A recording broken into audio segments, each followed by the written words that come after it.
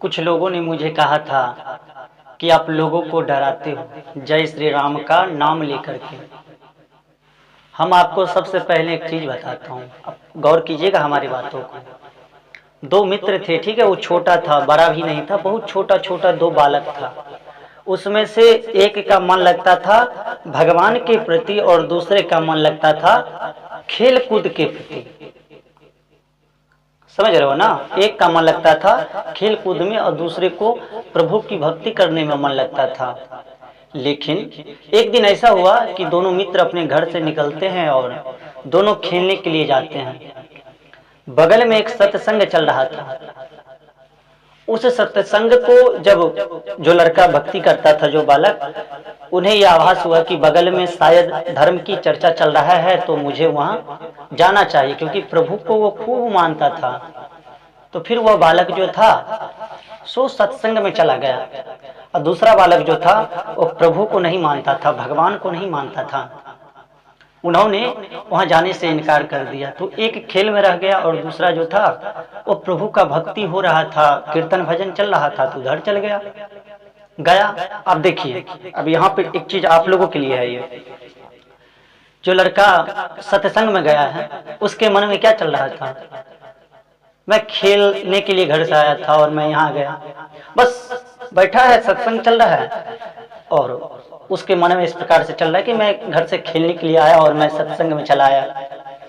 और दूसरा लड़का जो था वो ये सोच रहा था कि मैं घर से खेलने के लिए आया लेकिन मेरा मित्र सत्संग में चला गया। सत्संग में किस प्रकार का क्या चल रहा होगा, बस उसके माइंड में ये चल रहा था कि वहां पे क्या हो रहा होगा। उसके माइंड में चल रहा था कि हमारे मित्र वहां पे क्या कर रहे होंगे। तो दोनों में देखिए अंतर किस प्रकार का हुआ। अब एक चीज बताओ, भक्ति का फायदा किसको हुआ? जो है वहां पे उपस्थित सत्संग में उसको हुआ कि जो नहीं है और वहां के बारे में सोच रहा उसको हुआ। तो धर्म कोई भी करे, अगर आप उससे जुड़ते हो तो पुण्य आपको होता है। धर्म से जुड़ने का पुण्य होता है, ये नहीं होता धर्म करने से नहीं होता, धर्म से, धार्मिक कार्य से जुड़ने का पुण्य होता है। मैंने अभी आपको बताया ना। और क्या कहा जाता है, हमारे साधु महात्मा में क्या कहते हैं? संतन के संग लागी रे तेरी अच्छी बनेगी, संतन के संग लागी रे तेरी अच्छी बनेगी, अच्छी बनेगी तेरी बिगड़ी बनेगी, अच्छी बनेगी तेरी बिगड़ी बनेगी, संतन के संग लागी रे तेरी अच्छी बनेगी। कागा से तो है हंस बनाए, कागा से तो है हंस बनाए, जाग सको तो जागे रे तेरी अच्छी बनेगी। यह है प्रभु भजन।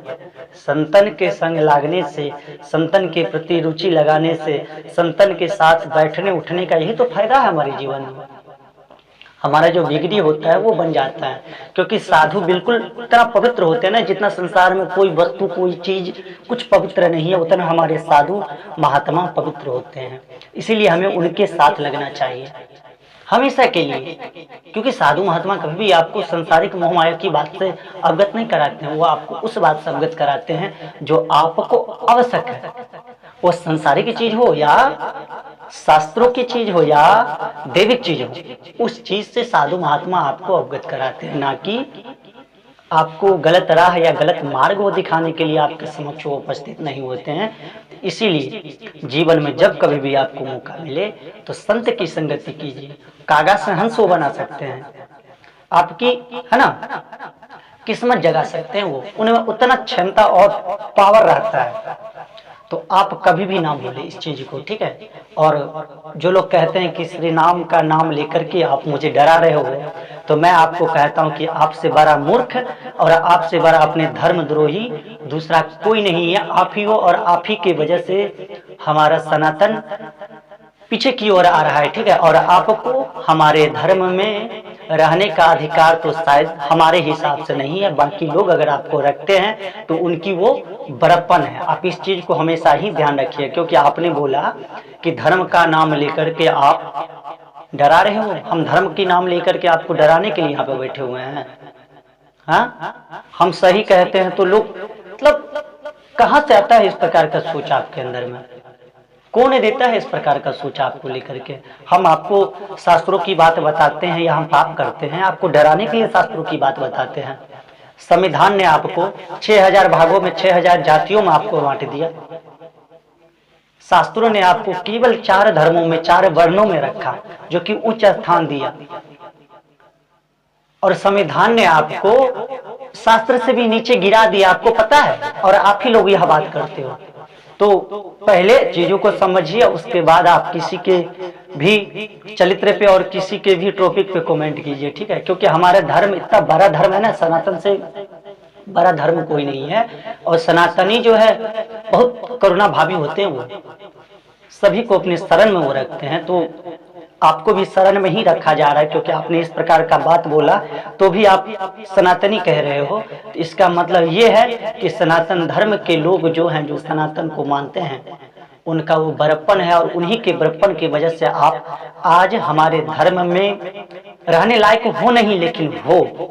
तो इसका कारण ये है क्योंकि सनातनी के पास वो क्षमता है। आप गलत हो तो आपको सही कर सकते हैं, क्योंकि पाप को धोने के लिए हमारे धर्म में गंगा है। कितना भी पाप लोग कर लेते हैं, एक बार गंगा स्नान करने से उनका सारा पाप मिट जाता है। तो ऐसे हमारे सनातनी भाई जो है गंगा है। कितना भी आप पापी हो, मतलब उनको फर्क नहीं पड़ता, उन्हें पता है मैं गंगा हूं, मैं इसे धो दूंगा। इसीलिए आप जैसे बेधर्मी लोग हमारे धर्म में रहते हो, और आपको रहने का अधिकार हमारे सनातनी भाइयों ने, हमारे सनातनी बहनों ने दे रखा है, इसलिए आप हमारे धर्म में हो। और आइंदा से दोबारा से कभी भी आप इस प्रकार से अपने मुख से इस प्रकार का शब्दों का उपयोग नहीं कीजिए कि श्री राम का नाम लेकर के डरा रहे। अरे सीने में, सनातनी के सीने में श्री राम बचता है, ठीक है, यहाँ रहते हैं। जो श्री राम के खिलाफ गलत शब्दों का उपयोग करेगा ना, समझ लो उसके साथ क्या होगा। ये बता रहा हूँ आपको, कोई भी हो। हम जानते हैं कि बहुत सारा आईडी चलता है दूसरे धर्मों के लोगों का, वो लोग ही इसी प्रकार का कमेंट करते हैं, गलत बहकावा देते हैं। तो ऐसा नहीं करना है, कभी दोबारा से ऐसा नहीं करना है। और हमारा धर्म है सनातन, हमेशा से